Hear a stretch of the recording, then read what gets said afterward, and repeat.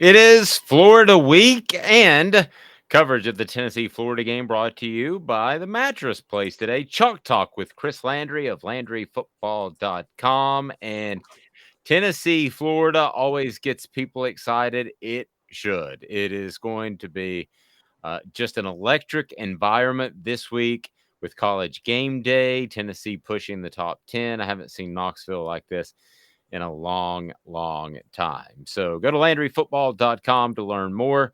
We're going to break down Florida's offense versus Tennessee's defense. Maybe the Gators have a bit of an upper hand there. We'll ask Chris. Hit that like and subscribe button and please share. Like, subscribe, and share. And we'd love to hear your comments below.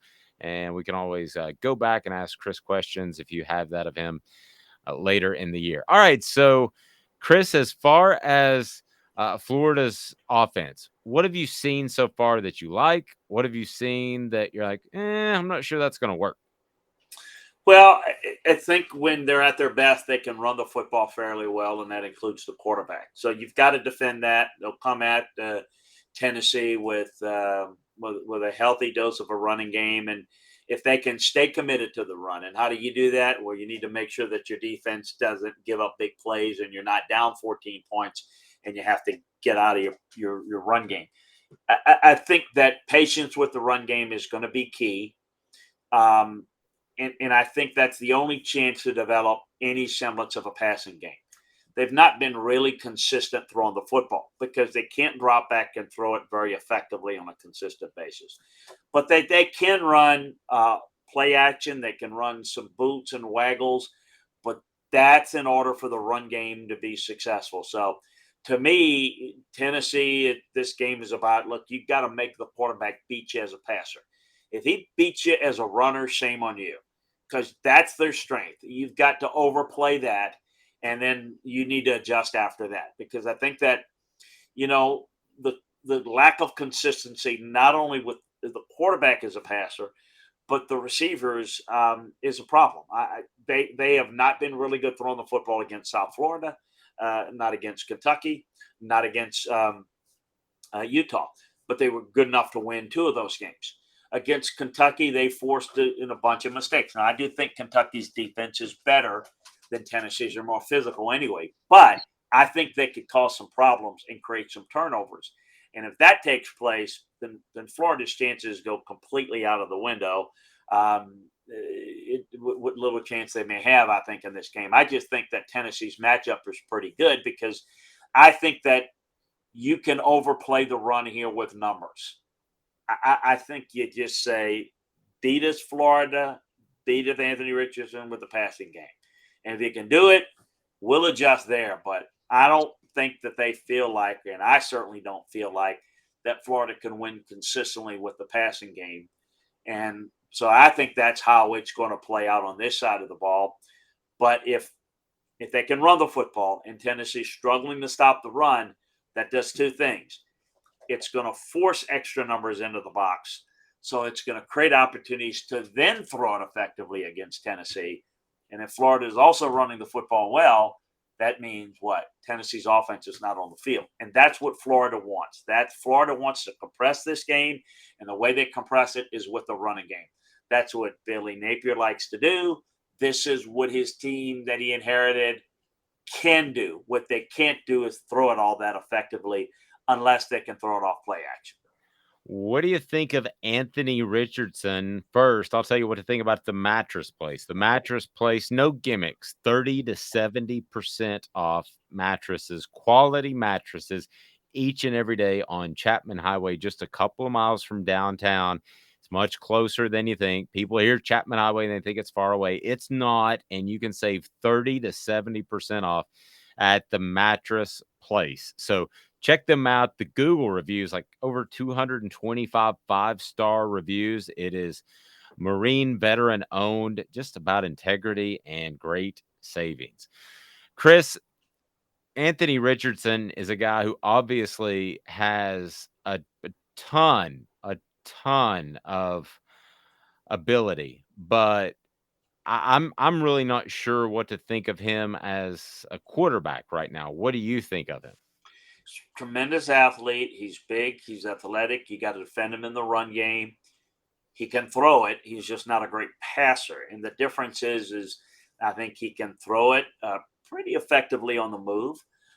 He's not as good in the pocket. He's not as good on timing routes, but he can throw it. You create spacing, as I mentioned, by being able to run the football, and you get him outside the pocket. I think he's very effective, even in the pocket. When you can run the football and play action, you create spacing. You don't have to be as exact.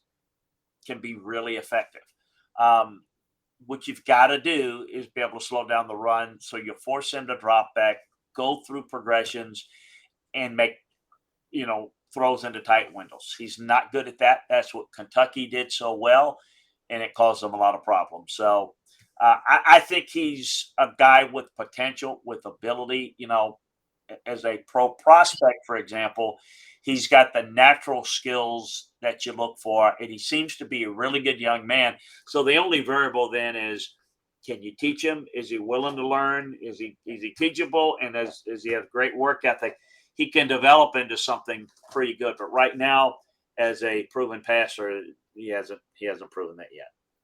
What about the skill position guys? We think of the Ike Hilliards of the world, the Jacquez Greens, and all those guys, Percy Harvin. What are your thoughts on the skill position players that Florida will present against Tennessee? They're pretty deep at running back. They're pretty eclectic at running back. ATN is the best weapon that they have offensively outside the quarterback. And so that's the guy you got to stop. But they will throw a bunch of guys at you, keep them, rotate them, keep them fresh. The receivers haven't been all that effective early. I think those are some of the problems that they've got to work through that can help them in the passing game somewhat. Not typical of what we've seen of Florida teams in the past. And I don't think typical of what we're going to see. I think Billy Napier is going to get a better look, better group of players. I don't think that while there's some players at Florida that look like Florida Gator players, the biggest problem that the program has had under Dan Mullen was that they haven't recruited as well. It's kind of like the Auburn effect.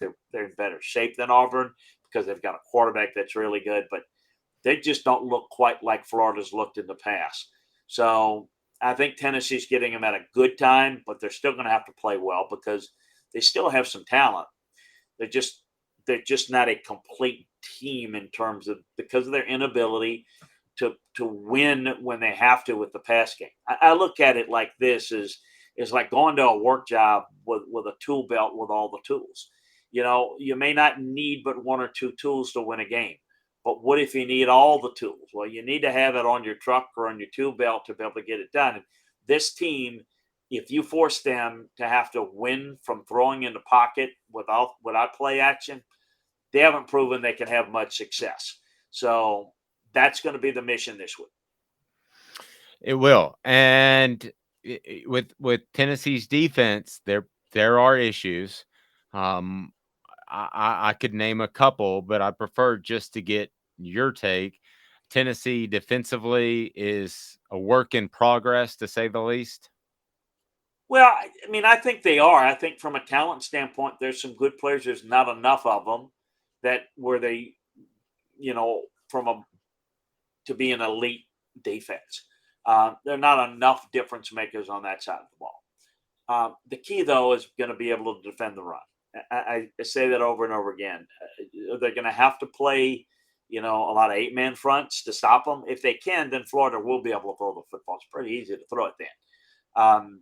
So I think that's going to be pivotal. I mean, how well you defend the run, how well you set the edge outside, and then obviously how well you defend both the A and B gap. So I think big plays can be had. One of the things that Kentucky did so effectively is they brought blitz pressure, and they got Anthony Richardson to turn the football over, and that's where the game changed. So can Tennessee make big plays? So two things: can you slow down the run game, you force some third and longs, and can you create some turnovers? And really cause some stops there. That to me is something that I think this Tennessee defense is capable of doing. It. Let's see if they can get it done this week. Saw Jeremy Banks make some plays, really to kind of take over one drive at one point after being somewhat absent the first couple of games. Your thoughts on Banks?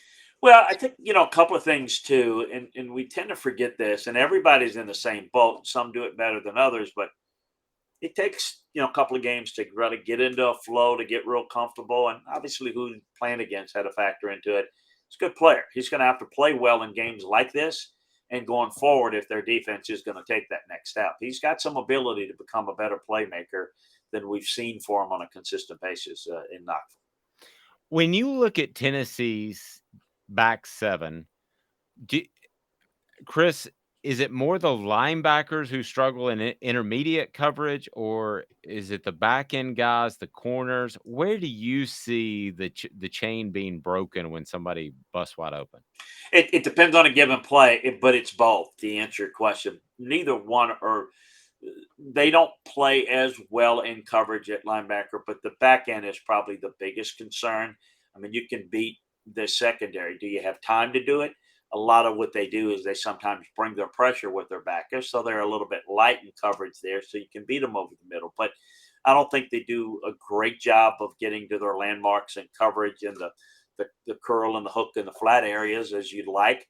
But that's the problem is they're not great on the back end.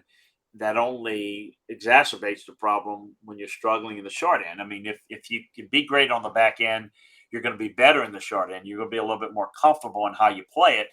Um, this is why I think pressure is so important because it covers up a lot of those things on the middle and back end. Interesting. And as far as Tennessee's defensive front, I don't see. Well, maybe Elijah Herring showed us some flashes last week. Do you see those big guys in the middle that can make some plays, or at least the potential that may be there?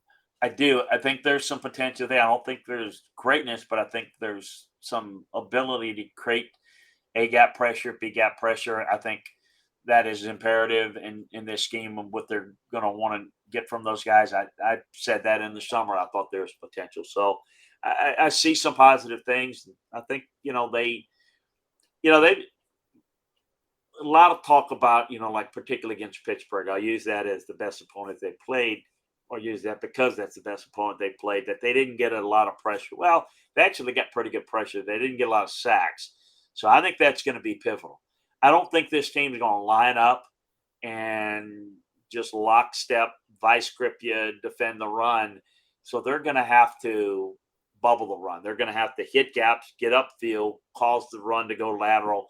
That's how they're going to be good defensively against the run in most cases. So, a lot of what they do is about big plays, but big plays are not just sacks, say in the pass game.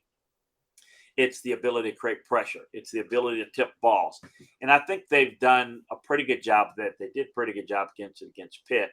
This is going to be a little bit more difficult. More mobile quarterback. You got to be careful. You got to be careful when you lead your feet. He can make plays when it's not a design run for the quarterback, an improvisational run.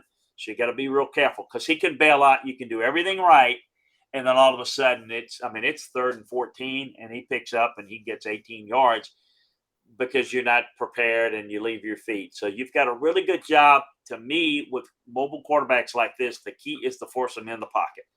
You let the wild horse that's really athletic run, and you're going to have a hard time tackling. That's what he's good at. You keep him in the pocket, you've got a better chance to help with the leverage, help with your defenders. Yep. He's Chris Landry. I'm Dave Hooker. Hit that subscribe button, hit that like button. We greatly appreciate that. Comment below, and we'll bring back some of those questions moving forward for the Vols as it's Tennessee, Florida, and Chalk Talk is brought to you by the Mattress Place. How about the Mattress Place with integrity and 30 to 70% off each and every day right there on Chapman Highway? Buy your next mattress there, and you will rest well. For Chris Landry, I'm Dave Hooker. Again, LandryFootball.com. You'll know more about football than anybody that you run with. This has been a presentation of Off the Hook Sports.